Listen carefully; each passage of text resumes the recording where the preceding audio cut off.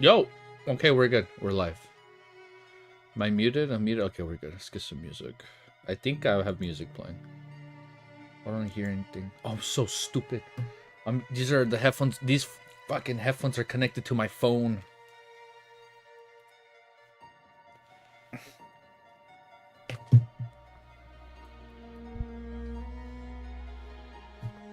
It's fucking stupid. Fucking stupid. My fucking dumbass. We feeling COI today? Oh yeah, we're feeling COI. My dumbass. Fucking wrong. Hey. We just went live. Stop it. Stop it. Go back to bed. You spoiled dog. Chill out. Calm down. How you guys doing, man? I hope you guys are having a good day. Been a little... Nah, it's right. We're not sad. Just, been slightly under the weather. But you know what's always cheers us up? Some LOTM cheers us up. No. Some COI cheers us up. Alright. One sec. Hey, Ellie, be careful. I don't want you to fall. Careful, girl. Hey, I love you. Go to your bed. I'm sorry for Shadow Slave. Easy. Well, good thing for you, Sam. We just recorded videos. One goes live in 14 hours. 13 and a half hours. Don't worry. By the time you go to bed and wake up, there'll be a new video. Hey, I make sure to record right now. You have 2 streams? Okay. I hate fucking restream. Like, my life depends on it. Holy shit. So fucking atrocious. 2 streams up. All right, we're going to delete one. And let's pray we get the right stream. Hey. Ellie, wait. I think I saw Cammy's message. Your 2 streams on at the same time again? Okay. I don't know why it's doing that. So I'm going to delete the one. Let me see which one I delete.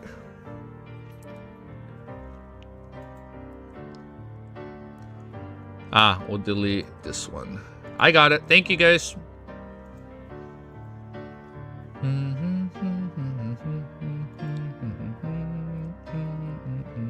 Got it. 2 lives and 1 upcoming. I know, because Restream doesn't let me schedule streams ahead of time on the free plan. So I just have it scheduled for you guys to see, and then and then I just private the one I had scheduled. So I'm gonna go back and I'm gonna private the one that was scheduled for a few minutes from now. Yeah, the one that was supposed to be live right now, that one's gonna stay private. We'll make that private. Ba-ba-da-boop. All right, we're good. The upcoming will never... Yeah, I know, harsh. I think even somebody said, like, what the fuck? It's like, wasn't this stream up already once? Like, it just goes back to private. It's so fucking funny. Look, let me show you. So bad. Let me show you. Let's go to PC. Look at this. They just stay private. So when I had the Shadow Slave one, it just stays private. When I do random shit, I have this thumbnail. Wait. When I have random shit, I have this one. So I have this thumbnail. When I was reading COI, I had this thumbnail. But this is just the default thing. You know what? I think I can actually update the thumbnail. Point is though, let's get reading. I was so confused when I pressed on it already and it had like 150 XP. Yeah, you guys, I think you guys all have the same EXP. Switch to full cam. And I think I can actually update the thumbnail. One sec. I can literally just download my thumbnail. Yeah, hold up. Look, let me download this thumbnail. Hit copy image. Let me go back to the one we're currently streaming and just let me just change the thumbnail. Oh, not download. All right, we're going to start reading in 2 seconds. I got you guys.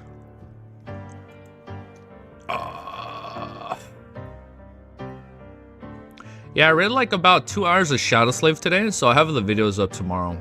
Well, the first part tomorrow, and then the second part will go live after we do COI. Thumbnails updating. Open up the chapter. Beautiful. We're good. We're live. Bum, bum, bum. Open up the chapter. Oh, beautiful. Let me mute myself. Yeah, man. Oh, well, let me make sure I'm not showing my screen. Nope, we're good.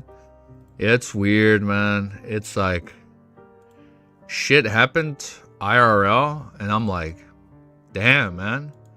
It's like you got something 1 minute and then next minute's just gone, bro. And I'm like, that's fucked up.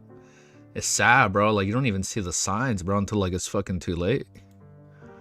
Let's do this. We are on chapter 15. Right? 15 or 14? Yeah, we read until 14. I remember Cammy said, Easy, you have been watching a night, something night?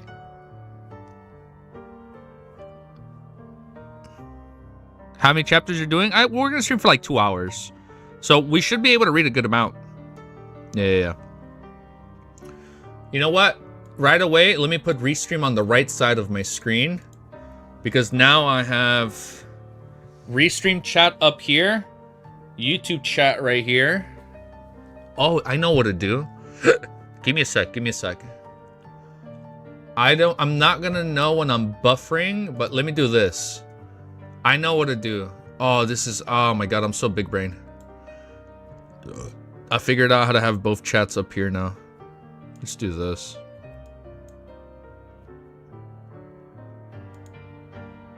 One sec. Oh my god, I'm so big brain. I should give myself a fucking award over here. I'm a fucking genius. Now the only problem is if we start lagging, I will not know if we're lagging. I'm stupid. I'll shut up. All right, no, that was a bad idea. I'll just throw a restream up here. All right, let's get reading. Yeah, 15. 200 IQ moment. No, the IQ moment fell flat so quickly, dude. It's like I need a third monitor just for chat, bro. Like I don't got enough fucking space on my screens, man. Ah.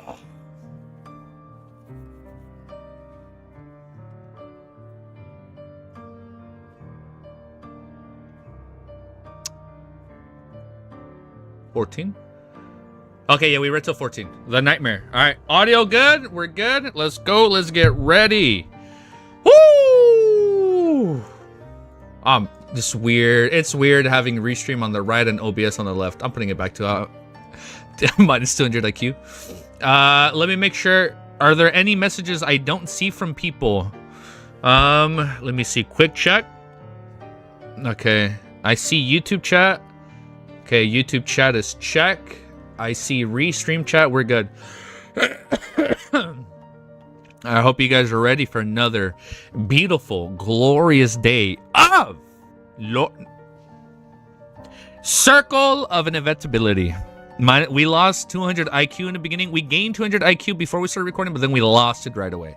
I hope you guys are ready for more peak. Chapter 15 is called Getting Information. I know Wiz, our nemesis, our arch enemy, but also our homie, Anime Wiz, goes live for his COI reaction about an hour and a half.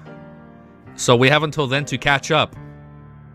We have about 200 chapters to catch up. Will we succeed or not? I think we'll catch up. I think we'll fucking catch up. Do my timestamps. Today, man, I'm using my fucking 3DS as a stand. I'm getting like that little extra 2 inches of height right there, man. Sometimes that's all you need. Sorry. Stupid ass fucking joke. Sorry, man. Bad joke. We are 40 seconds. Yeah, we're gonna be going for like about 2 hours. In about an hour, I'm gonna mute my phone because I think the missus is taking a nap. Impulsive, adapt, overcome, and that's what she said. You can easily catch that unk taking 7 years between streams. Say no fucking more, bro. Say no more. One sec. I'll make sure I have the chapter part open up here. Chapter 15 is called Getting Information. All right. I was about to say what's going on with Sunny today. I'm sorry. I was reading Shadow Slave before we went live. Chapter 15 is called Getting Information. What kind of info? Oh, you're right. We still need it. We still need him to find his fucking characteristics, bro. What's gonna happen? That owl from the Warlock legend. His mind raced with possibilities. I realize why I can't hear myself. I have 2 earbuds on. I literally just need one on. That owl from the Warlock legend, his mind raced with possibilities, trying to comprehend the gravity of the situation. His blood seemed to freeze. It was worse than facing the three-faced monsters. After all, this was no longer a dream, this was reality. Even if his demise in a dream led to the same in reality, it was different psychologically. What should I do? Will Aurora be implicated? Oh, wait, not Aurora. Instead of Aurora, Aurora. As Lumion racked his brain for a countermeasure, the owl remained still, observing him with a piercing gaze. After a few seconds, the owl spread its wings and flew towards the distant forest. Its graceful glide carried it down until it vanished into Cordu. Damn, I'm forgetting his names. Cordu. It's been a few days since we read. Only when the owl had completely vanished did Lumion's mind snap back to the present. He slumped into a chair and lifted a hand to his forehead. He was drenched in sweat. Is it truly the owl of the Warlock legend? Has it truly lived for so many years? In any case, it was unlikely any other owl. Oh, I thought you were going to say, instead of the plot thickens, they're going to be like, the owl thickens. In any case, it was unlikely any other owl with dull eyes. It almost looked human. If it's really that owl, why did it choose to fly just outside of my window? Is it because I want to uncover the truth about the Warlock legend? But we've already given up. If it left after a few moments of observation, I wonder if it will return and cause trouble for Aurora. Despite wanting to observe the situation further since nothing had happened yet, Lumion knew he couldn't keep it from his sister any longer. After leaving the room, he saw that Aurora was still asleep. He went downstairs to prepare his breakfast, all of which were his sister's favorite dishes. Sunny side up. That's how we love our eggs, by the way. Sunny side up. Wait, hold up. Sunny made a reference. Look at that. I understood that LTM reference. Oh my god, I'm mixing things up. I understood that Shadow Slave reference. Sunny side up. Meringue cookies. Oh my god, French is back already. Quick question. When is the next Shadow Slave video? It's up in 13 hours. I got you. When you guys sleep and wake up, it'll be live. I got you. We just recorded right now before. We read like 2 hours. How is that a reference, bruh? Sunny. The name's Sunny. That's his name, man. His name is Sunny. Sunny side up, meringue cookies, ordinary toast with jam. I have to make noodles later. This time I'll add meat sauce. Lumion mentally noted that the noodle compartment was empty and decided to refill it sometime in the next 2 days. It was Aurora's favorite dish. Aurora descended the staircase in a flowing nightgown. I keep forgetting she can fly. Aurora descended the staircase in a flowing nightgown, her golden locks tousled. The breakfast spread was readied. Morning, she murmured, stiffing a yawn. Lumion grinned at her. It's not getting early. Why am I losing my voice? Don't you always say a day's planning starts early in the morning? That's right. My plan is to sleep. Aurora settled into her seat and tucked it into her breakfast with a glass of milk. Lumion sat across from Aurora at the table that could fix 6 as he nibbled on a pancake. He casually said, I have been in the village for the past few days trying to find out the truth about those legends. Why? Aurora asked. Lumion was very frank. You didn't want to help me get supernatural power, so I decided to find my own way. Those legends might contain clues. It's almost impossible, Aurora commented, her tone casual. She's trying to be deceitful, so he can kind of get off the case, huh? The legends have been twisted beyond recognition over the years or hallucinated by some loony. It's meaningless, yet it's also possible that someone specially made up a story as an excuse, huh? And the contributions of rubber neckers like you? What kind of slang is that? And the contributions of rubber neckers like you? Was that like a redneck? What? Like you? That's a weird term. Like you. What? Lumion didn't understand what Aurora meant by rubbernecker. I don't even know what that means. Definition, there's a noun. It is a rubber neck. You just have a rubber neck. Okay. It wasn't even Antician. It means people who can't help but get involved in drama they have no business in. Aurora explained simply, dude, that's part of my vocabulary.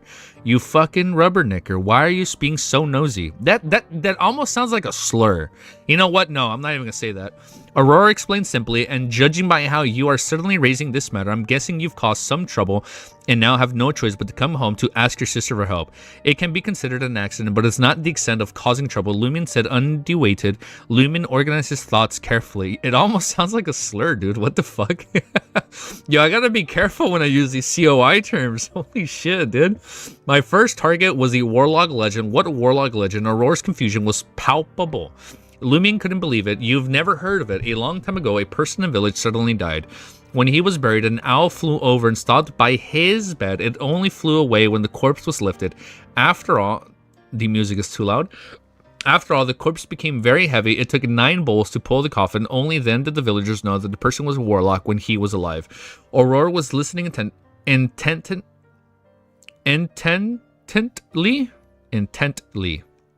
I really wasn't aware of such a legend before. It doesn't make any sense. Lumion was incredulous. Oh my god, bro. Aurora may have been a homebody, but she still made time to socialize with the other old ladies in town. She loved telling stories to the children and was always up to date on the latest Cordu gossip. It was hard to believe she hadn't heard about the Warlock legend that had been circulating for years. But what was even more intriguing was the fact that her house was built on the very spot where the Warlock's home once stood. Lumion had a hunch from the start that Aurora's decision to settle on Cordu was driven by the allure of the Warlock's treasure, the key to unlocking the extraordinary power, and then Aurora asked calmly, dude, she wants to know just as much as he wants to know.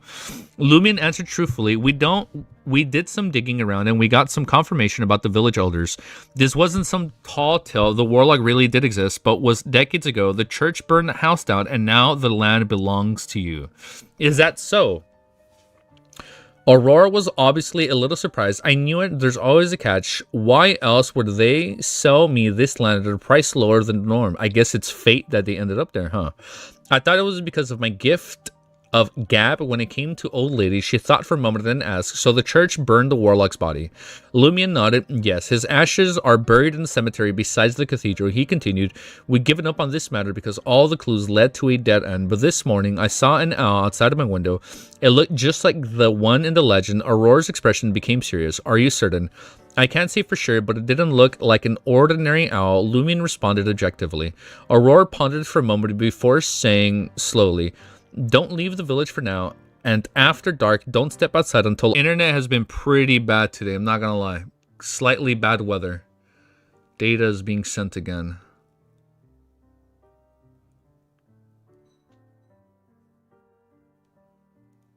Harsh. I wasn't paying attention. Why was bro saying slurs? Telling you, man, that just sounded like a fucking slur. It seems good now? Okay, we're good. I think it just disconnected on restream, but we were, I guess, good on YouTube. Where was it? It was so cheap. Aurora's expression became serious. Are you certain? I can't say for sure, but it didn't look like an ordinary owl. Lumion responded objectively. Aurora pondered for a moment before saying slowly, don't leave the village for now, and after dark, don't step outside until I finish investigating the situation. She gave a sour smile. I've warned you before about the dangers of seeking supernatural power, but look, trouble has already found you. Fortunately, it seems that the other party doesn't have any malicious intentions. The problem should be resolved relatively easily. I'm glad you're on guard. Lumion lowered his head and said straightforwardly, Grande Suor. Grande Suor is big sister, right? Ah, another one started? Do you think they're starting when I disconnect and reconnect? Oh, that is. I'm gonna delete it already. Good catch. Okay, every time it disconnects, we're just gonna go back and double check. Oh, that's so stupid. Yo, restream is kinda ass. I've just been so lazy to log off restream and just primary log back into YouTube, especially because oh, let me play Genshin again, and then I'll keep it on. Suffering from a lot of disconnects today, but I think we're good. All right, I'm gonna have restream open, so when that disconnects, oh, it's reconnecting.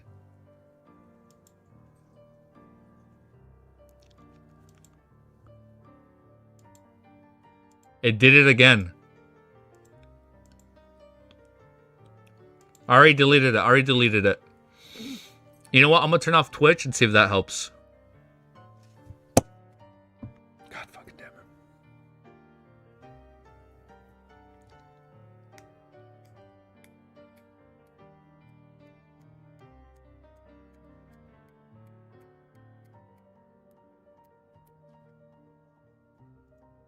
We're good. We're good. We're good. God. I was wrong. He changed the subject. They your pen pals right back. How can it be that fast? It's not like we're sending a post. Aurora scoffed. Domain expansion, infinite restream. Oh my god, man. Literally. Lumion was puzzled. Isn't post already referring to letters and packages sent through the post office? He was not too concerned. After all, Aurora often used strange words. At the entrance of Old Tavern, Lumion stood there and surveyed the area. He knew that the woman who had given him the tarot card wouldn't be awake. Oh, not our kind of tarot cards. It's just the okay.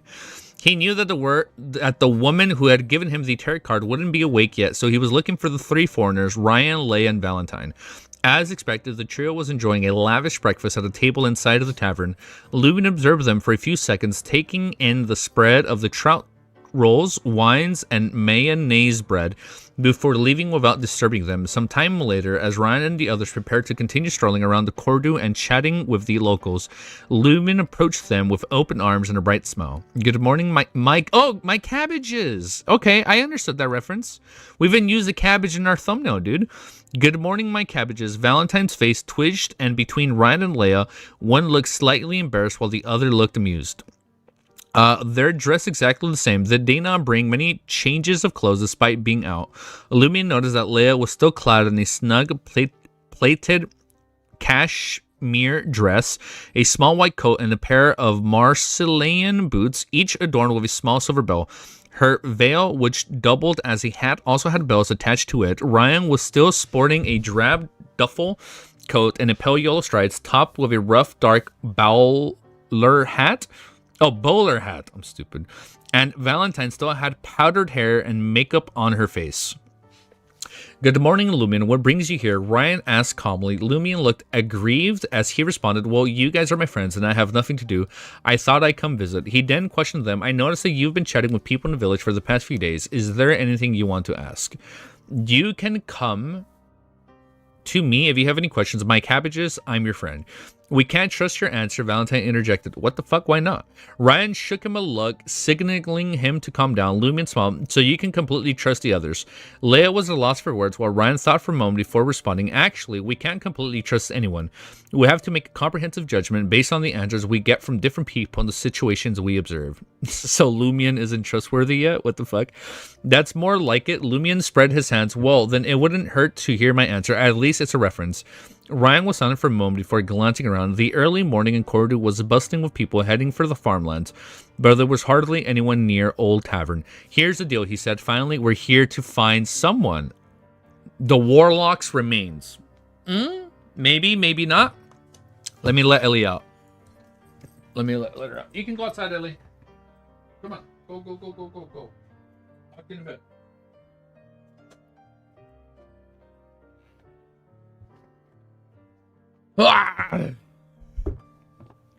Lumion is like unhinged. That's funny. Oh, Red Devil, you're new here. Hi. Welcome, new viewer. What's up? Let's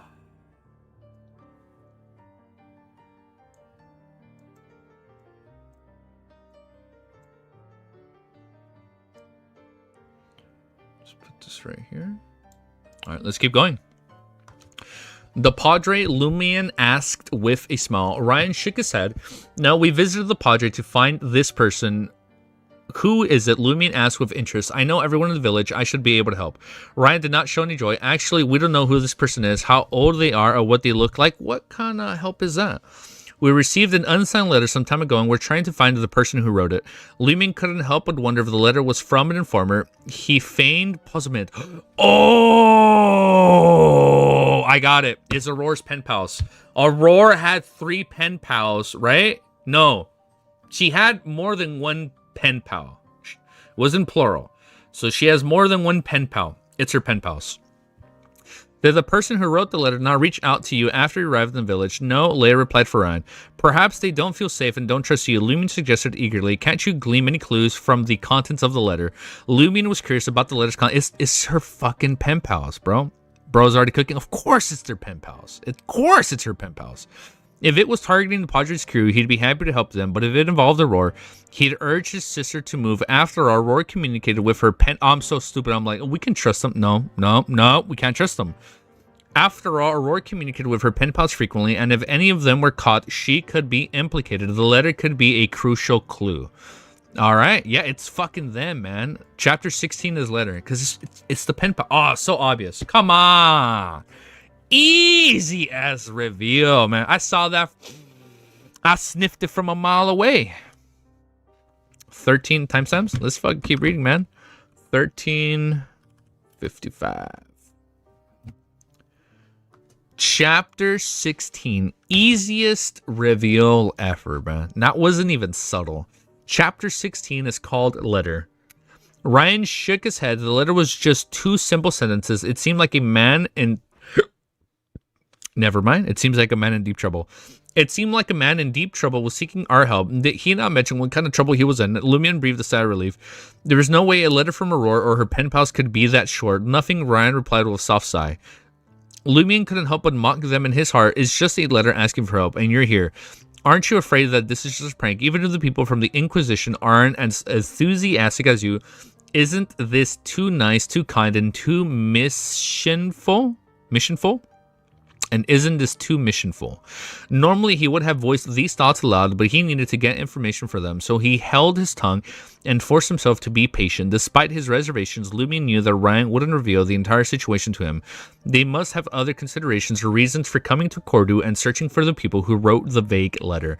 Lumion stroked his chin and suggested tentatively, why don't you show me the letter? Perhaps I can identify the writer from their handwriting. Valentine, with the powdered hair, gave Lumion a look that said, do you think we're fools? Leia chuckled. Ooh, they're not that gullible. Do you know how to appraise handwriting? Barely, Lumion admitted sincerely. He then added inwardly, being able to praise Aurora and my own handwriting is also considered a form of appraisal. It's useless, Ryan interjected, shaking his head. Every word of this letter came from a livrier bleu, and the entire sentence was comprised of cut slips. Lumion couldn't help but wonder why the writer was being so cautious. Why hide their identity in such a way when they were asking for help? Were they afraid of interception and retaliation, or was there something wrong with them that they didn't want to be exposed? Blue book. Thank you. A blue is book. Thank you, D. Lumion tried to analyze the writer's mentality. Lumion put on a look of realization, said, so you've been chatting with people in the village to see if anyone else has experienced similar damage to their Livia book. So they're trying to see if any villagers have experienced damage to their Livia book. It was a book made by Rizal. Wait, should I read that part? Livia? I'll read it right now. D. Or agriculture law. I'll just read the bottom part. Hold up. Lumion tried to analyze the writer's mentality. Okay. I got you. But the person who wrote the letter could have purchased a new Livia Bleu without anyone knowing, or even thrown it away after using it. That's just one of the leads we're following, Ryan explained calmly. Lumion didn't treat himself as an outsider at all and asked, are there any other leads? Well, if someone is asking for help, then something must be happening, and there will always be some traces left behind. Ryan responded after some thought. That makes sense, Lumion said, looking troubled for Ryan and the others, as if he could empathize with their situation. He promised solemnly, my cabbages, I'll keep an eye out for you. Hopefully we'll find some clues. Thank you, Ryan replied politely. Leia gained her composure and asked Lumion, since we're friends, I have a question for you. Go ahead, Lumion smiled. Why did the villagers in tavern laugh when you called us cabbage? Leia was rather intrigued. Although it was embarrassing, cabbage was a common local slang term, and it shouldn't have been a cause for laughter. Lumion explained sincerely, in slang, cabbage means darling or beloved. Oh, so it's like, don't worry, my beloved. It's mainly used between intimate friends or between an elder and a junior. My bunny and my chick. What the fuck? My bunny? my chicks are similar. He emphasized the word intimate as he spoke. Then, with an innocent expression, he added, I just wanted us to be intimate friends. Lumion's innocent expression suggested that he had no idea what intimate meant. More like you want to be our senior. Leia finally understood why the villagers were laughing. While Lumion's explanation may not have been entirely truthful, it was logically convincing. Ryan nodded in agreement. Is there anything else? Nope. My mom do call me my little brother, Monsieur. My little cabbage? Monsieur? Dude, I'm gonna start calling everybody my little cabbage. Oh my god. Oh, it's okay, my little cabbage. Nope, Lumion. They're like, what the fuck does that mean? Nope, Lumion replied, not wanting to appear too eager and arouse suspicion about him and Aurora. His sister couldn't undergo an investigation. After watching Leia and the others leave with the sound of the tinkling bells, Lumion sat at the entrance of the old tavern and waited for the lady with the mysterious background to wake up. After a while, Lumion's friends, Raymond Greg, approached him. Lumion, have you decided which legend to investigate next? Raymond asked. In the past 2 days, Raymond had been even more provocative than Lumion in this matter. After all, he didn't have any strange dreams or other ways of obtaining treasure. Not yet. The owl had already come knocking on his door. He couldn't risk investigating the legend without confirming the situation first. I'll think about it after the Lent festival, Lumion explained, trying to sound casual. Okay, that makes sense, Raymond agreed. I don't have to be a green watcher for the time being. I'll head out after Lent. Even if there are grazers in the meantime, it won't cause much damage. Do you mean that you don't have to leave the village for the next few days? Lumion asked Raymond. Raymond nodded in confirmation and Lumion smiled. What a coincidence. I can't leave the village for the next few days either. Raymond was confused. Why not, he asked. Lumion lowered his voice and spoke with a serious expression. This morning I met the owl from the Warlock legend and said that if it weren't for the cathedral and the gaze of the god in the village, it would have taken my soul and thrown it into the abyss. Raymond was shocked and frightened as his entire body trembled. Oh, someone is so dead at the end of this first arc. Is that for real? I told you not to provoke such an evil creature. It's like, hey man, my cabbage, I couldn't do anything, man. Like, capiche? Wait, no. No, I was like, okay, that was a weird accent I added. Raymond suddenly saw a smile appear on Lumion's face. Only then did Raymond remember his good friend's nature. You're pulling a prank on me. It's a lie, isn't it? He asked, feeling both angry and anxious. He was angry at himself for falling for Lumion's deception yet again. He knew what kind of person Lumion was, and he had been fooled by him many times before. Are you telling me Lumion is already a little bit of a befooler? A little bit of a fool? So he already has a little bit of a fool characteristic in him. Are you telling me this guy might be a fooled successor? You believe such a ridiculous thing, Lumion chuckled. Quietly, Lumion added to himself that he had made up the story to prevent Raymond from going straight to the cathedral to repent when he couldn't withstand the pressure. Raymond relaxed and breathed a sigh of relief. Phew. Lumion offered some advice to Raymond. Although I made up the story just now, it's true that pursuing the truth of a legend can be dangerous. Try not to leave the village or the cathedral's protection if you can. Silently, Lumion added to himself, and that's the truth. Although most of the story was fabricated, half of it was true. I wouldn't have reminded you and shared Aurora's advice in a different way if I didn't need your help with many things in the future. Whether someone lives or dies has nothing to do with me. Raymond recalled the feeling of fear and nodded in understanding. All right. He changed the subject and asked, who are you going to vote for by the spring? Oh, wait. That's a role. Okay. I remember now. Who are you going to vote for to be the spring elf? And didn't someone want Aurora to be the spring elf? The spring elf was a symbol of spring and the start of many celebrations during Lent. In the Durage area, the whole village usually voted for an unwed, beautiful girl to play the role. Ava, Lumion replied nonchalantly, hasn't she always wanted to be a spring elf? I'll choose her too, Raymond said, secretly relieved. Yesterday, Ava had hinted to him that she wanted him to vote for her, so he felt the need to help her canvass for votes. Outside a house not far from Old Tavern, Ryan, Leia, and Valentine were in a hurry to find someone to chat. Valentine raised his hand to cover his mouth and nose. Is it really okay to say so much to that guy just now?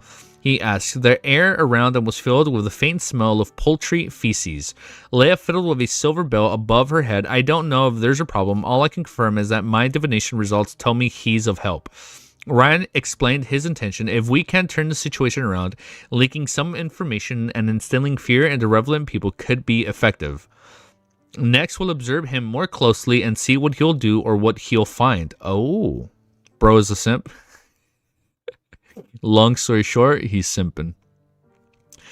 After Raymond left, Lumion entered Old Tavern and saw that the lady who had given him the tarot card in her usual spot. I assume she's probably going to tie into this when they're keeping an eye on Lumion. She was wearing a white blouse and a pair of baggy light-colored pants, and besides her hand was a round straw adorned with a few yellow flowers. She really had a lot of clothes her suitcase, she changed them every day, unlike Leia and the others who looked so shabby. Lumion thought to himself as he moved closer and sat opposite of her. During this process, he casually glanced at the breakfast, which consisted of a plump mince pie with a thin sauce and a few Dariolus cubed seasoned fruit and a light-colored transparent drink with some impurities. This isn't something Old Tavern can provide. Lumion pointed the drink of the table and asked the lady, as though they were close friends, "What is it? It doesn't look like wine." Yo, what's up, man? It's called Venus. Venus, a planet, the cosmos. Okay, I'm seeing similarities. It's called Venus Sacred Oil. The lady replied casually, "It's made from sugar and cinnamon, water soaked and vanilla, and mixed with poppies. It was invented by a bar in Trier. The word Venus came from Emperor Rizzo. He mentioned it in the story. It's so funny. So he mentioned all the planets. And that's why when we talked about all the planets or all the OGs, that's why they all have that name, because Roselle was the one that gave the names for different planets. Is that what that is? He mentioned the story that she was a woman comparable to a goddess of beauty. Okay. Lumion was intrigued. "Where did you get it? Did you concoct it yourself?" he asked, suspecting the nearest city, Darish, couldn't provide something similar. The lady smiled. "As a traveler, prob Venus, the Greek god." "What are your first impressions of my goat, Lumion?" "I like him. I can't say I love him, not yet. So far, he doesn't have like a lampooning characteristic, because Klein always lampoons day one. He was always lampooning, and he was like a low-key gold digger. He always wanted money. Wait, no. Klein is not a gold digger, but he just wanted gold. He's a what's the word I'm looking for? Like he's like the goblins and like Persona when they have like the what was it? What game is it? Like the goblins with a bag of gold running around in the mines, or like when they're running around in the dungeons. I'm pretty sure that was in SMT5, kind of like that. That's what he was. But so far, Lumion doesn't have like a little quirky trait to him, which is what I'm really curious to see. The lady smiled. "As a traveler, it's my professional instinct to obtain suitable things at the right time." Lumion was honest. "I don't understand." He then said, "I finished the previous monster this time. I've encountered two even more dangerous ones." He went on to describe the monster with 3 faces and one with a shotgun on its back.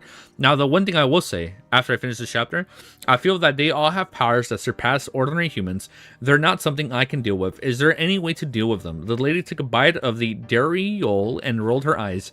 She smiled and said, "I'm not sure about the 3-faced monster, but you are more capable of dealing with the one with the shotgun." What the fuck? "As long as you use what's special about yourself." What the fuck is special about himself? Lumion was both surprised and confused. "A special trait? What's so special about me? I don't even know myself." The lady smiled at him and said, "That's your dream. As the owner of the dream, you naturally enjoy special treatment. It's just that you haven't realized it yet." Okay, so he can control his dreams. He just doesn't know it yet. Okay, all right. That makes a little bit more sense. All right, next chapter. Hold up, I lied. Before next chapter, let me find the music. It's too loud. It's a little bit too loud. I need to lower the music on my end. Then I'll raise it for you guys.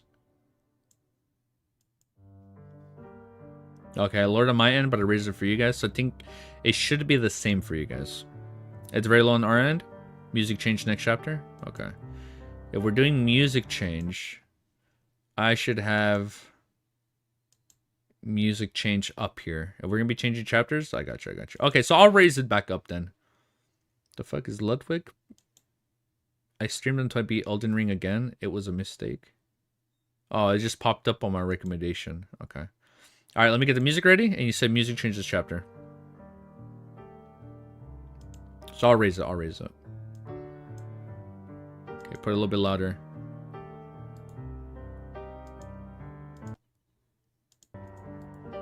That's the mute button. All right, let me know when we change music. Thank you, Kemi.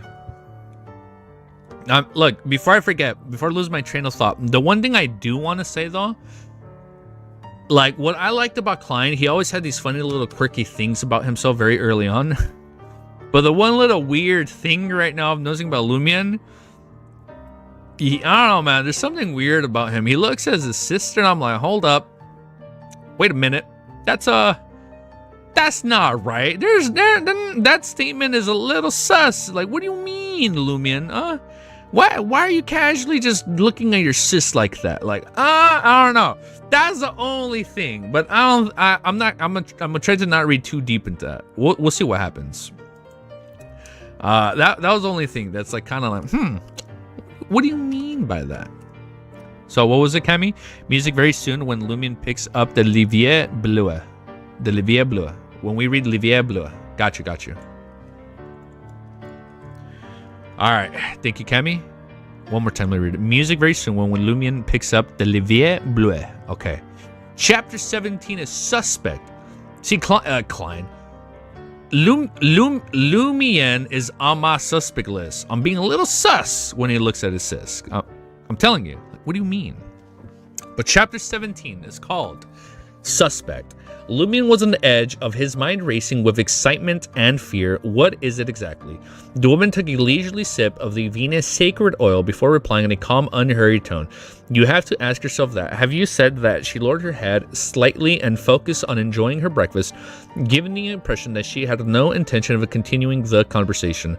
Why do you keep parts of the matter untold and only answer at the next opportunity? Isn't this a waste of everyone's time? He couldn't help but feel inferior to her ability to infuriate others.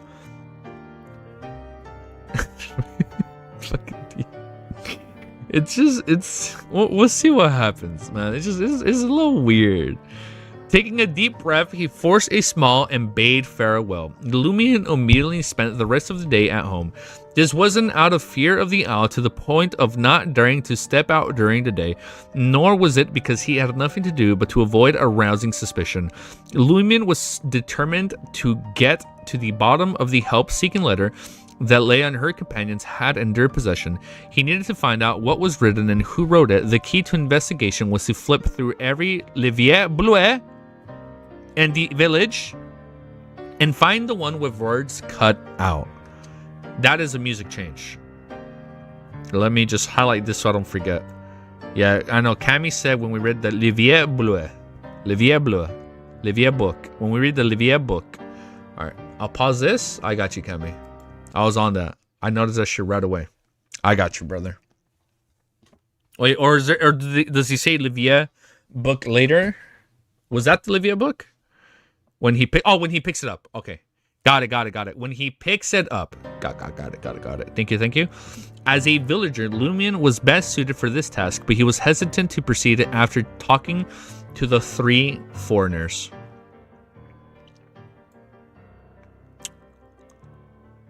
It could attract someone's attention and cause unnecessary trouble. This was a matter of life and death, survival or doom, and Lumion knew that even with the Aurora's protection, he couldn't guarantee that the other party wouldn't take any actions against him. In the past 2 years, he had become better at figuring out the threshold required for pranks. This was due to his rich experience. He planned on visiting every family in a few days, using the excuse of pursuing the legends related to Lent. After dinner, when it was dark, Aurora returned to her bedroom to finally write a manuscript that was long overdue. Lumion entered the study, planning to find some books related to the dream to read, hoping to gain some special inspiration for his dream. As they only had one battery-powered table lamp at home, which was being used by Aurora, he had to light up the kerosene lamp that had a pungent smell and was not great for illumination purposes. Just swipe. In LOTM, there were no battery-powered lamps. It was always kerosene or gas lamps. I'm pretty sure batteries weren't a thing. At least in Tinjin, Backland. Because I can't remember this. I don't think there were battery-powered shit. It was always like oil lanterns. Carrying the kerosene lamp that emitted a dim yellow glow, Lumion quickly swiped his other hand across the backs of the books. Occasionally, he would choose a book and clamp it under his armpit. After a while, he returned to the table with 3 selected books. I think Machinery Hive Mind had one at some point, but yeah, we never used them. Okay. So they may have already had it. So batteries probably already exist. Okay, yeah, I don't remember Klein using a battery-operated machine or some shit like that. Okay. Just as he placed the books in his hand, Lumion saw the Livier Bleu at home. This is the music change. I don't know what's the music change, but I feel like something eerie, right?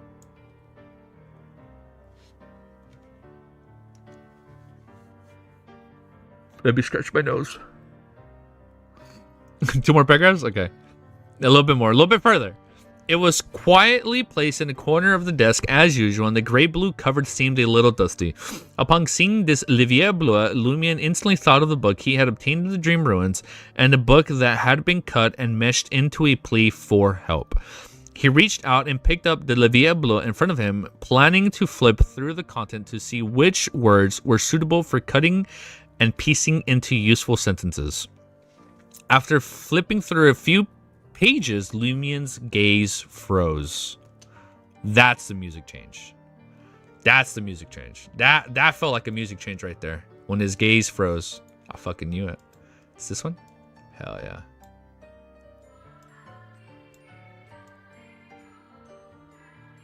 Give me a sec. I'm using Opera GX, so sometimes it's a little finicky.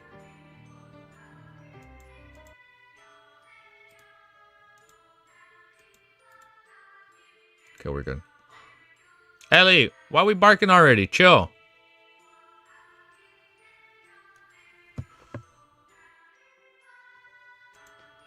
Okay, gotcha.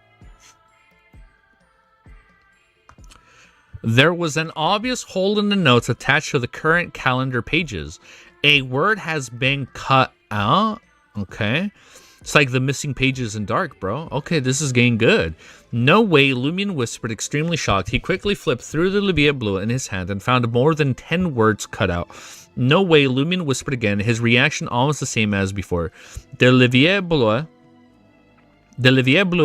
that Ryan, Leia, Valentine, and the others were searching for turned out to be the one at home. Fucking what a coincidence. Not only had they not expected it, but Lumion had never even fathomed this possibility. It didn't even cross his mind. Amidst the indescribability, complicated emotions. Am I reading this wrong? The indescribably complicated emotions Lumion frowned. Could it be Aurora who requested help? So it fucking was his sister. Why did she seek help from the officials? Why didn't she tell me? Based on Leia and the others' behaviors, their habitual choices to discuss the matters with the Padre as soon as they arrived in the other details, Lumion made a preliminary judgment that they were officials. They could be from the government, Derage, Eternal Blazing Sun Church, or the God of Steam and Machinery Church. Lumion hesitated, his expression constantly changing. Finally, he made up his mind. He took the Livre Bleu and walked out of the study to Aurora's bedroom.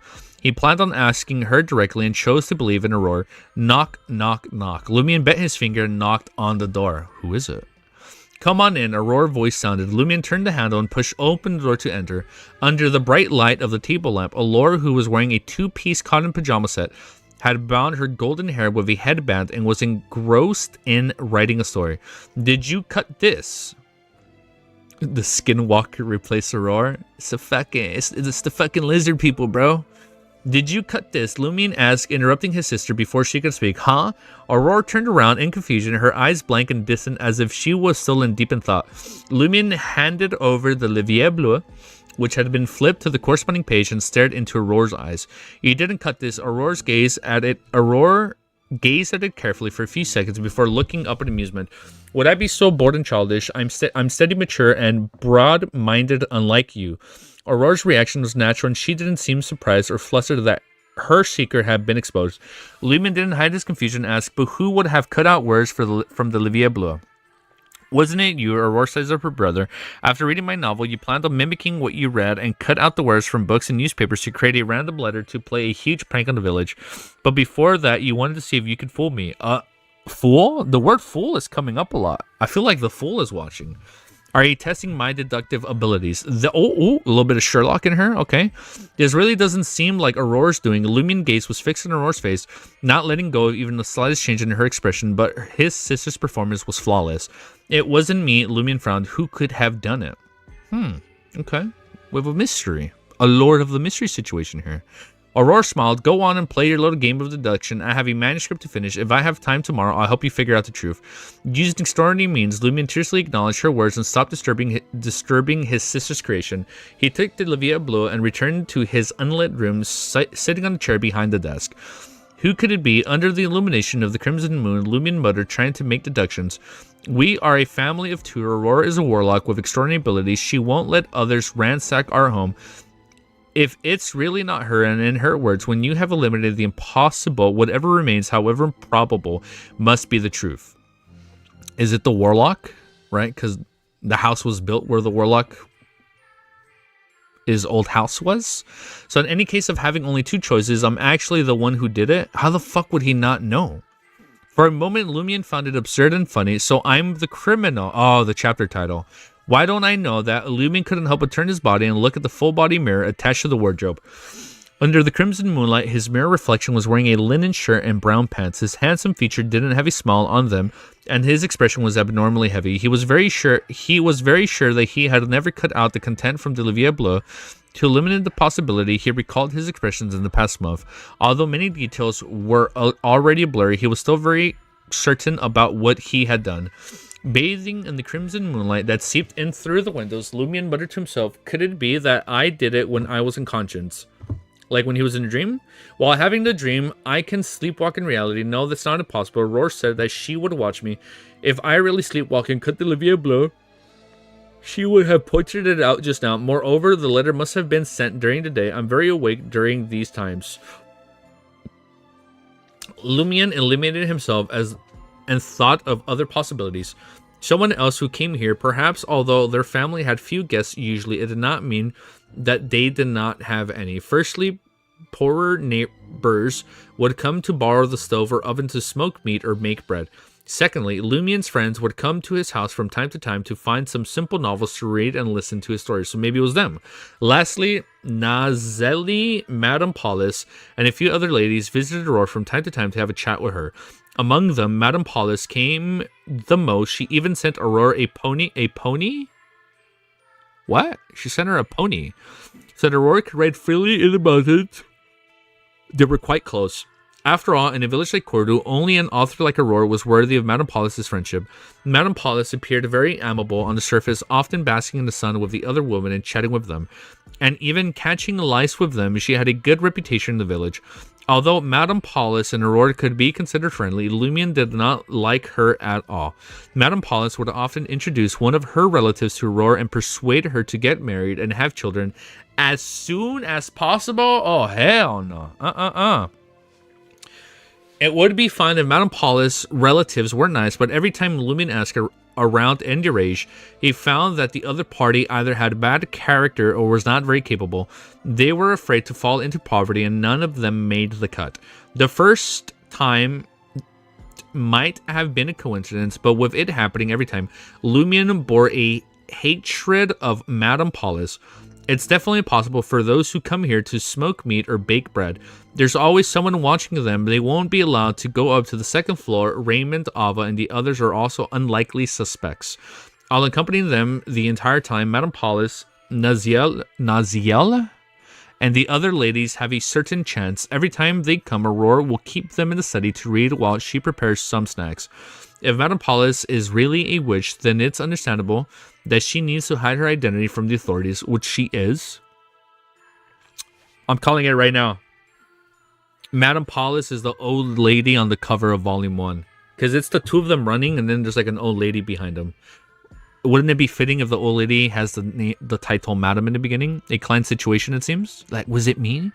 If Madame Paulus is really a witch, then it's understandable that she needs to hide her identity from the authorities. Also, she is very careful to use other people's Livia Bleu to avoid being traced back to her. Did she discover something when she was having an affair with the Padre? Did she have to protect herself in the way? The more he thought about it, the more excited he became. He felt like he was about to lock onto a suspect. So, it's Madame Paulus. He felt like he was about to look lock onto a suspect, he stood up, paced a few steps, and suddenly walked downstairs. He didn't want to question Madame Paulus, nor did he plan to pry into her actions now. Instead, he planned to find Raymond or Guillaume Jr. and use their Livia Bleu as a comparison to determine which words had been cut out and what sentence could be formed. This way, Lumion could recreate the exact content of the request for help. He rushed down the stairs, through the kitchen, then opened the front door. The crimson darkness and outside rushed in, instantly calming him down. He got a little bit of Sherlock Moriarty in him. Okay. Big Sister said, look at that. I realized what it was. Grande Suor.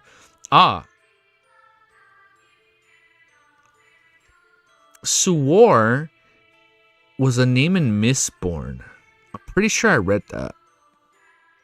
Or I think there's one of you guys that chats has the name Suor, no? Grandi Suor said that before we figure out the L situation, I shouldn't go out after dark. Lumion muttered. He took 2 steps back and closed the door. Anyways, there was no hurry to borrow the Livia Bleu. It would be more natural to do it tomorrow. After doing a stretch, Lumion walked towards the staircase. Ding, ding, ding, ding. The doorbell rang, the sound echoing through the house. Who is it? Lumion turned around in confusion, calling out as he walked towards the door. A slightly magnetic and gentle female voice sounded from outside. It's me, Paulus de Roquefort. Paulus de Roquefort. I'll just say Paulus or Police. I think I said that right. Her name, as chapter 18 is titled, straightforward. Her name is very straightforward. It's even in fucking asterisk. Look at that. All right. There's something going on. Can't change back music? Bet. There's something probably going on with Madame Dally. I don't know what it is quite yet. I don't know if she's hiding something for good intentions or for like really, really, really bad intentions. But I guess we just got to read and find out. Right, guys? Timestamp. Let me take a peek at my phone. See if the missus texted me. Sorry, not Madame Dally. Oof. Madame Paulus. Sorry, I read the word Madam, and I defaulted to Dally. Oh, that's so funny. Chapter 18 is called Straightforward. Madame Paulus. You see, it starts with Madame Paulus. I don't know why I thought of Madame Dally. Oh, that's weird. I think it's just because I miss her, man. I think it's because I miss her. One sec. Let me just quickly glance at my phone.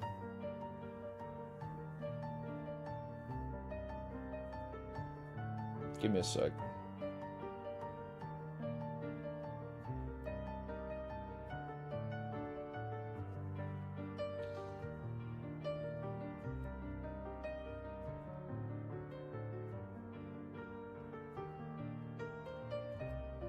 So weird. I'm sorry. Let me quickly Google this.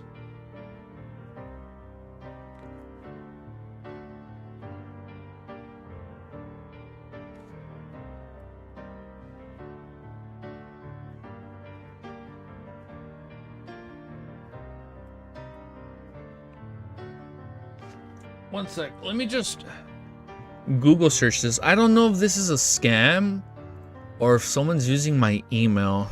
This is like the 5th time I've gotten this message. Wait, hold up. Let me Google search this in incognito. Super quick. I'm sorry. Just super quick. What the fuck is this?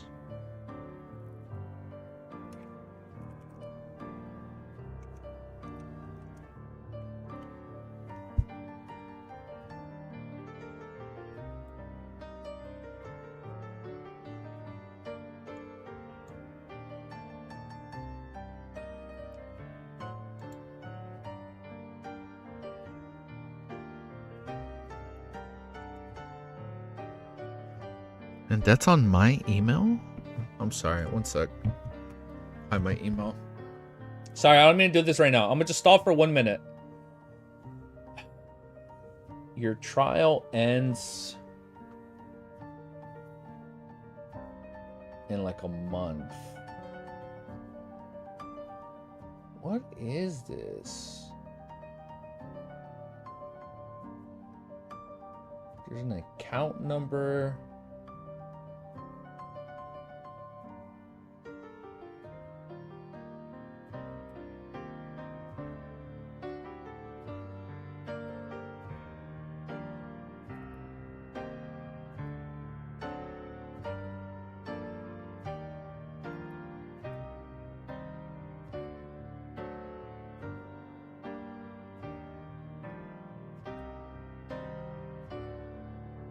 Wait, this thing is... I'm so sorry.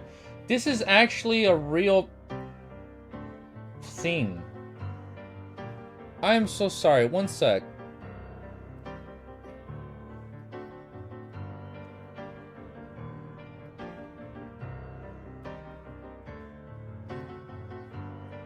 The fuck?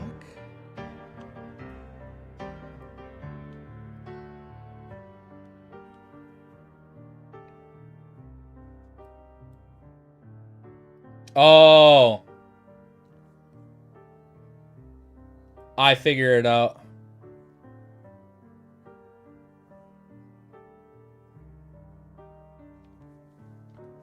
Okay, I figured out what's going on. Did Unhinged sign you up on Grindr? Unhinged did not sign me up on Grindr. I'ma just walk outside, have a 2-minute conversation, and I'll be right back. I was like, because it's on my email. All right, I'll be right back. Super quick, super fast. I'm sorry. Super quick. I don't mean to stall. It's just kind of important. I'm not trying to get billed shit if it's on my account, you know? I'll be super quick, super quick.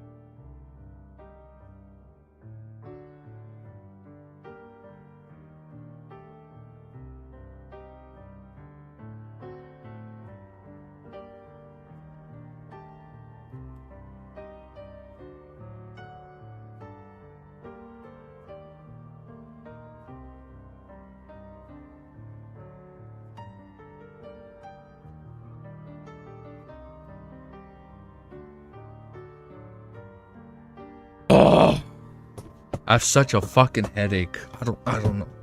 I don't know, man. I'm like, I don't know. Maybe yes. I'm like, oh my god. All right. It's like, what? I'll worry about that off stream. God damn, man. It's so fucking weird. We're back. I want to end stream and look at it, but no. We're not. We're gonna keep reading. I'm finally back. I'm sorry. I think I'm gonna just knock out 5 chapters because I'm not trying to get billed for this shit. What the fuck is this? So weird.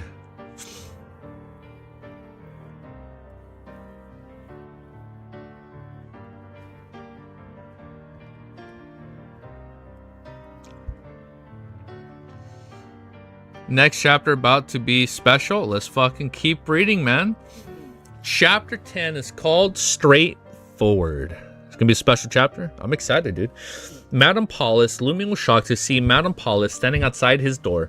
He had the illusion that someone had come to his place to silence him, but knowing that his sister was upstairs and had superpowers, he calmed down significantly. Exhaling slowly, Lumion walked over and opened the door. There were 2 women standing outside of the door. The one in front was wearing a pure black and exquisite corset dress. She had a shawl of the same color on her shoulders, fishnet gloves on her hair, on her hands, and a lady's round hat that was slightly slanted. She was dressed in black with only a diamond necklace inlaid with gold hanging on her chest. Her eyebrows were slightly thin, framing her bright, smiling brown eyes. Her long brown hair was tied into a high button. Her facial features was not outstanding, but when combined, they had a clean and charming beauty. Coupled with her elegant temperament and graceful posture, it made the night at Lumion's door that was dyed a little red seem much fresher because of her. There was also faint fragrance coming from her. Madame Paulus, the wife of the Cordu village administrator and the territory's judge, Bioist. Lumion knew he had to add words like the mistress of the Padre, suspected witch, help-seeking suspect, and the fair, naked body in the cathedral in his heart. However, they were not suitable to be said out loud. Otherwise, Madame Paulus would have definitely changed her expression on the spot. If he succeeded in angering her, disaster might follow. I'm sorry, is there artwork on Madame Paulus or not yet? Madame Paulus, what's the matter? Lumion deliberately looked out at the sky, hinting that it was not appropriate for Madame Paulus to visit at this time. Madame Paulus' red lips were a little moist as she spoke softly. I'm here to discuss something with your sister, Aurora. From her appearance alone, she did not look like a woman in her 30s with 2 children. She was at the most in her late 20s. There is, but I don't care if you can see it. Not yet? Alright, we'll look at it later. Lumion deliberated for a moment and made way. Aurora is upstairs writing for her newspaper's columns. He informed the entering Madame Paulus. Paulus nodded and said to the lady's maid beside her, Kathy, wait for me downstairs. Yes, madam. Dress in a black and white lady's maid outfit. You know what's so funny? I read the word madam and I automatically like, oh, it's an old lady. Nah, bro, this woman looks like she's in her late 20s. I thought she was an old lady this whole time. Yes, madam. Dressed in a black and white lady's maid outfit, Kathy took a few steps towards the warm stove. Lumion led Madame Paulus through the kitchen and towards the stairs. Madame Paulus stopped at the corner. What's wrong? Lumion turned around and pretended to be confused. Madame Paulus asked with a smile, did you deliberately bring the 3 foreigners to the cathedral? She's finally here to question me. Lumion didn't panic, but instead calmed down. Lumion's previous experience of pranking and infuriating people had taught him that at such times he could not directly answer the other party's questions, nor could he defend himself. The best choice was to blame the other party for making a certain error. Of course, this still depended on the situation. Turning around and running was an alternative. Lumion revealed a furious look as he gazed at Madame Paulus and said, you guys were actually having an affair in God's cathedral. He then spread open his arms and seemingly gestured as though he was embracing the sun. My God, my Father, forgive the sacrilege of the guilty man and woman. Madame Paulus watched him quietly and the ends of her lips curling beautifully.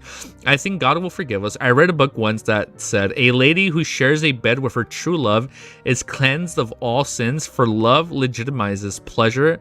Oh, what the fuck, man. As though from the purest of hearts. I'm very happy with Guillaume Binet. Therefore, the eternal blazing sun wouldn't be angry about this. It's not a sin. Fucking BS. Peak chapter. What kind of books are you reading, madam? Lumion couldn't help but inwardly criticize, but Madame Paulus continued, this is indeed disrespectful to Saint Sif. I'm sorry, we got Dark Lords in this? She's definitely for the streets, bro. She definitely for them into streets. Every region of Intis had 1 or 2 guardian angels or saints recognized by the Church of the Eternal Blazing Sun or the Church of God of Steam Machinery's canon, or they had made special contributions in Intis history. They were well known and respected by the 2 churches. In the Derage region, the saint in charge of the Eternal Blazing Sun Church was Saint Sif. Every Eternal Blazing Sun cathedral here could actually be called a Saint Sif Cathedral. However, to differentiate them, only the largest and core cathedral was called that. Others had other names in place. Therefore, Madame Paulus and the Padre of having an affair in the cathedral was equivalent to Saint Sif's butler secretly bringing someone home and doing the deed in his master's bedroom. It was a great disrespect to the Patreon saint. That's right, Lumion nodded solemnly. Isn't the Padre ashamed? Madame Paulus burst into laughter. After laughing, she said to Lumion, back then I also presumed him. I said, oh la la, how can we do such a thing in the cathedral of Saint Sif? Guess what the Padre said? He said, oh, then Saint Sif might have to put up with it a little. Lumion, who was inexperienced in such matters, was momentarily lost for words. He's blaspheming the saint. He finally managed to force out a sentence. Madame Paulus looks like she was reminiscing. Oh, she's reminiscing on the act? Whoa. That's how he is. He's bold and direct, like a bandit who breaks through the door to your soul while swearing curses. He's completely different from the gentleman in Derage. Perhaps that's why I slept with him. That's just a normal behavior some men in heat. Not to mention Saint Sif. Even if a deity was there, he would make him wait. Despite his lack of experience, Lumion had read enough novels written by Aurora to know a thing or two about the human desire. This belongs to having his mind controlled by his lower body. No, his head was already empty during the period, filled with another liquid. Madame Paulus smiled. I know that's the reason, but he did appear very charming in that situation. Huh. You're indeed an inexperienced young man. Don't you know about the same words will make people feel differently in different environments and moods? I remember the first time I had sex with the Padre. He stood there looking me in the eyes and said to me, Paulus, I want to... Jesus. I want to go deeper in understanding your body and mind. I want to go deeper, like, metaphorically and physically. God damn. Who asked, man? I want to go deeper in understanding your body and mind. If it were any other time, I would only find him a crude and vulgar pervert. I would have called for help to stop him, but at that time my body went limp. The mood was just right. Madame Paulus smiled charmingly. It's like if I had my eyes on any man, I'd say to him, how does my place tonight sound? Definitely Circle of Freaks. If he really comes, I'll bring him straight into the bedroom and tell him, I want to make love with you. I love you. Lumion, as a man, how would you answer at a time like this? Lumion usually told dirty jokes to men in the village. Although he was a little uncomfortable, he managed to keep his composure. He tried his best to recall the stories, and his sister had written and novels written by others, contemporary authors. After some deliberation, he said, Madam, you are my sunshine. Very talented, Madame Paulus complimented. As she spoke, she leaned forward, her eyes becoming moist. A warmth breath immediately blasted Lumion's ears, and a slightly magnetic and gentle female voice sounded softly. Oh my god. I'm sorry, is she like a demoness? What the fuck is going on here? I want to make love with you. At that moment, Lumion's heart couldn't help but tremble. His body felt numb, as though he had received an electric shock from touching a broken electric lamp. He immediately took a step up the stairs and said to Madame Paulus, Aurora should be waiting for you. Indeed, Madame Paulus straightened her back with a smile on her face. It was as if nothing had happened. This woman, Lumion suddenly felt a little afraid of this woman. He turned around and reached the second floor in a few steps, with Madame Paulus following a steady pace. Aurora was already waiting outside of the bedroom, where she heard the doorbell. What took you so long? She looked at Lumion. This is bad. That's... Oh, no, Lubin explained vaguely. We talked about the cathedral. Aurora understood immediately. She gave her brother a look that said, "Pray for good luck from the eternal blazing sun." She turned to Madame Paulus, who had just arrived on the second floor, and asked with a smile, "What's the matter? I wanted to talk about the preparations for Lent. I might need your help with a celebration." Madame Paulus said with a smile, "You caught me at a bad moment." Aurora found an excuse to decline. Madame Paulus pointed at the door and said, "How about you hear it first?" "All right." Aurora remained polite. Watching his sister and Madame Paulus enter the study and close the wooden door, Lumion nodded indiscriminately. Acting normally without showing any trace of returning to the crime scene, suddenly an idea struck him like a bolt of lightning. There is a high chance that Madame Paulus is a female warlock. Can I get supernatural powers from her? It would be much more convenient and safer than facing the owl head-on while searching for the truth of the warlock or exploring the dangerous dream ruins. After all, I have to unlock the secret as soon as possible to eliminate any hidden dangers. It's less risky once I obtain superpowers, but Lumion soon became vigilant and shook his head. He then self-reflected, how can I think that way? I don't even know if Madame Paulus is a friend or a foe. How can I seek supernatural powers through her?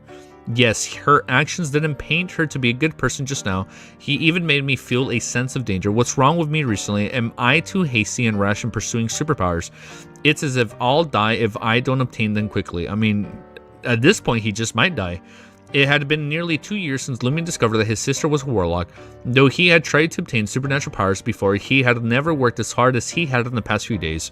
No matter if the opportunity was good or bad, or if there was any danger, as long as there seemed to be hope, he could not wait to come into contact with it.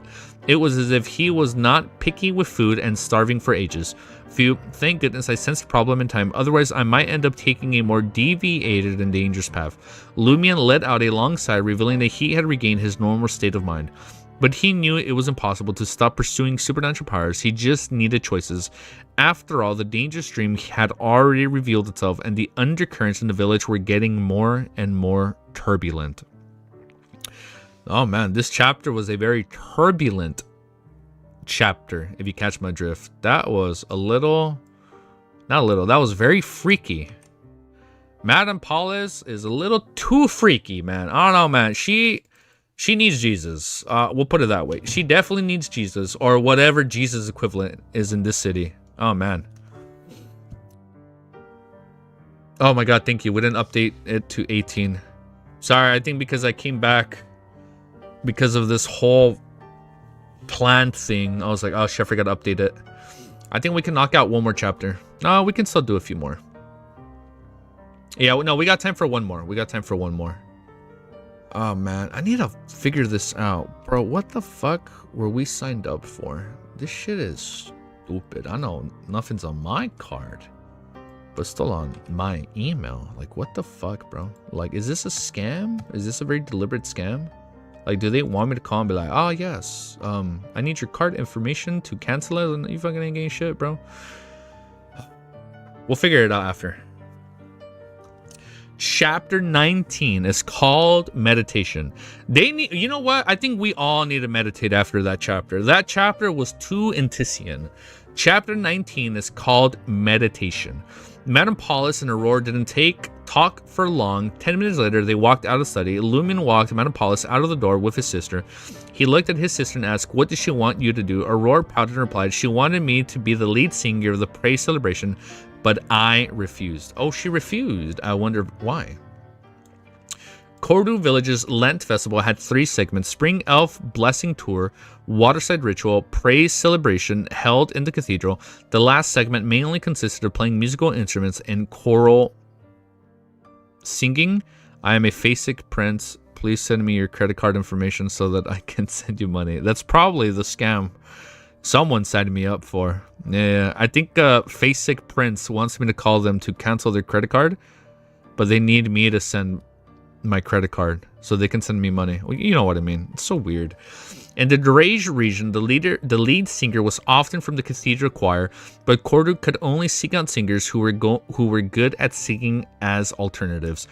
As for the musical instruments, the villagers didn't worry about it. In villages with shepherds, music or musical instruments were indispensable in their daily lives. Shepherds lived in the wild all year round. either in shacks or pits. Other than their companions and sheep, the most common thing they interacted with was the flute they carried with them. Apart from grazing, playing cards, and chatting, playing the flute and using music to comfort oneself was something almost every shepherd would do. It was precisely because of this that the phrase used to describe a shepherd in a difficult and impoverished situation was, "He doesn't even have a flute." So there's a new saying. So my cabbages and he doesn't have a flute. Got it. With so many shepherds around, it was inevitable that the other villagers of Cordu would be affected. When they gathered and chatted in the square, they would always be someone playing an instrument, causing the melodious melody to reverberate. Lumen was pleased to see that his sister being steadfast. Okay, he said with satisfaction, joining in the celebrations was enough. If one wanted to take center stage, it would be a waste of time and could attract unnecessary attention. In order to protect his eyesight, Lumion read for a while, then decided to wash up and turn in early. He considered how to safely test what was special about him in a dream. The lady's suggestion had proven accurate several times in a row, making Lumion unconsciously believe her completely. In the dead of night, Lumion entered the dream again and woke up there. He checked his pockets and confirmed that 217 Verdor and 25 Coppet were still there. You're 11 days late? No, it's okay. 11 days early, man. You know, you're here, bro. It's here. That's what counts. Letting out a sigh of relief, Lumion picked up his axe and steel fork and headed downstairs to stove. The fire had already been extinguished. The clock continues spinning when I'm not dreaming. Lumion frowned slightly. How could there be anything special about him in such a real dream? The clock continues spinning was a common saying in the Derage region. There's a lot of common sayings. My cabbages didn't have the flute, and the clock continues spinning. Got it. I'm going to try and keep up with all these terms. Was a common saying in the Derage region, meaning that the time waited for no man and never stood still. In the bedroom he deemed safest, Lumion put down his tools and undressed. He walked to the full-body mirror attached to the wardrobe and checked his body inch by inch to see if there was anything different from reality. Nothing out of the ordinary, mentally special. Lumion wasn't in a hurry to put his clothes on. Instead, he walked back to the bed and sat down cross-legged like his sister often did when meditating. Aurora had previously taught him some superficial meditation techniques that did not involve mystical elements to foster lucid dreams. Now, Lumion wanted to try and see if he could sense anything special about his mind and body in the completely quiet scene. The first step was to regulate his breathing. Lumion deepened his breathing and slowed down the corresponding frequency. As he took slow, long, the rhythmic breaths, Lumion slowly emptied his mind. At the same time, he outlined a red sun in his mind and focused all his attention and thoughts on it to eliminate other messy thoughts. Aurora had instructed him to choose objects that represented light during meditation in case he was targeted by vile, evil things. As a believer in the eternal blazing sun, Lumion's first reaction was to visualize the sun. Gradually, his mind calmed down, and in his perception, the entire world seemed to have only that red blazing sun left. Suddenly, Lumion heard something. The fuck is he hearing? It seemed to come from an infinite distance, yet was ringing in his ears. The sound was unclear, but had inklings of rumbling thunder. Amidst the indescribable buzzing, Lumion's heart began to race. It was as if someone had inserted a chisel into his head and stirred it a few times. An intense pain erupted in the blazing sun, turned as red as blood and quickly dyed black. The scene in his meditation shattered. Lumion's eyes snapped open and he gasped for air. Fuck is going on? He felt like he was about to die. After almost 20 seconds, he finally recovered from his near-death experience. That was a lucid-ass fucking dream. He instinctively lowered his head and examined his body, noticing that something strange... Is that you, Ellie? No? He instinctively lowered his head and examined his body, noticing something strange on the left side of his chest. A symbol that looked like thorns, black as night, seemed to grow from his heart and extend out of his body. Whoa, what the fuck? Out of his body, connecting one after another like chains. That bitch is a fucking ass fuck. Oh my god. It's a new Trissy. Yep, definitely got a new Trissy on the scene. Above these thorns were pattern resemblings, because I'm pretty sure Trissy used like a thorn technique, right? Back in volume 1 as a curse. It was like a curse. And I remember when she used it against Leonard, he had to like cut off his nail. So I'm thinking of the same thorn patterns. I don't know, maybe it's different. I guess it's like a different form of a curse. Above these thorns were patterns resembling eyes and worm-like distorted lines and bluish black. At this moment, the tattoo like symbol were slowly fading. Lumen was first shocked, then had many thoughts. He quickly got off the bed and went straight to the full body mirror, aiming his back at it. Then he tried his best to turn his head left to check the situation on his back. Easy cooking. And we know she leaned in to like whisper into his ear. I think she leaned into his left ear, right? Left ear from his heart. That makes sense. Okay.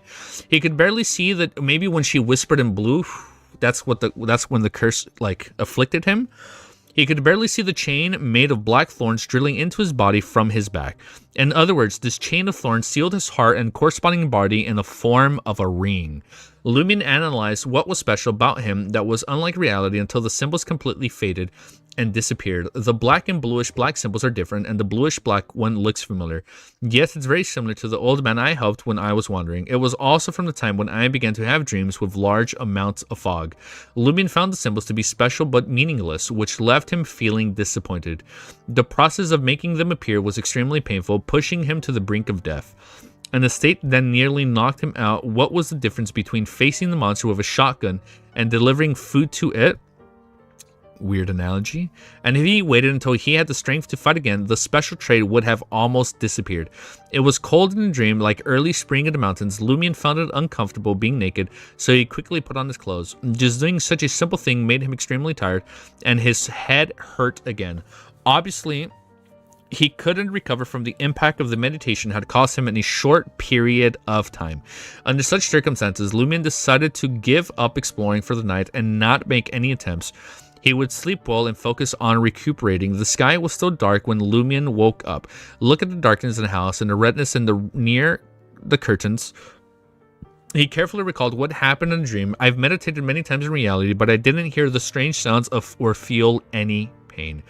It's something special that only exists in that dream. Lumion sat in puzzlement, planning to confirm. He followed the procedure and tried meditating again.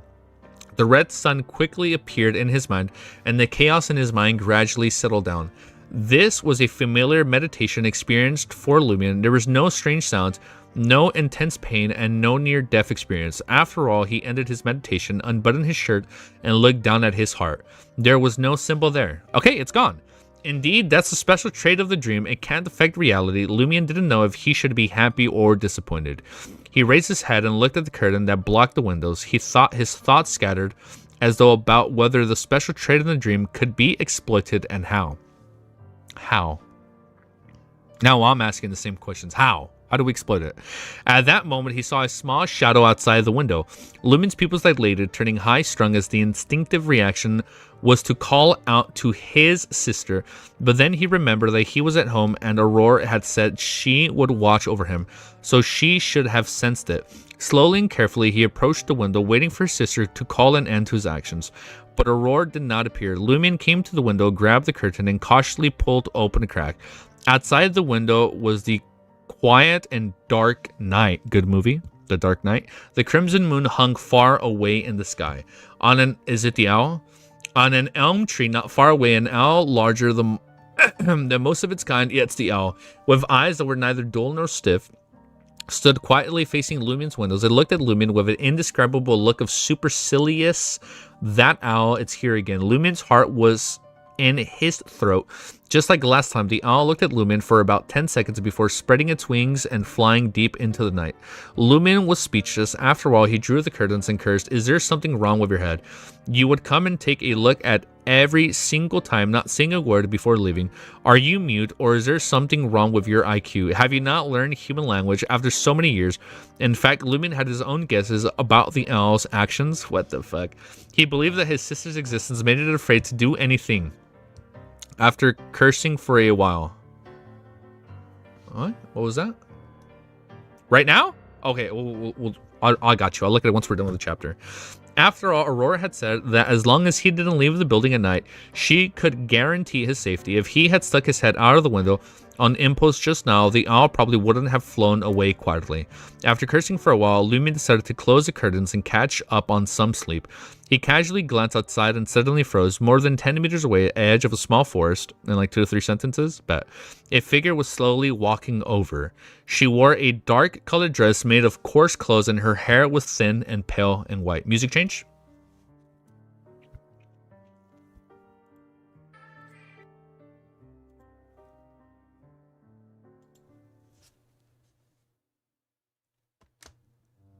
Wait, are we playing Double Trigger? Fuck, why are we playing Double Trigger? Something about to happen?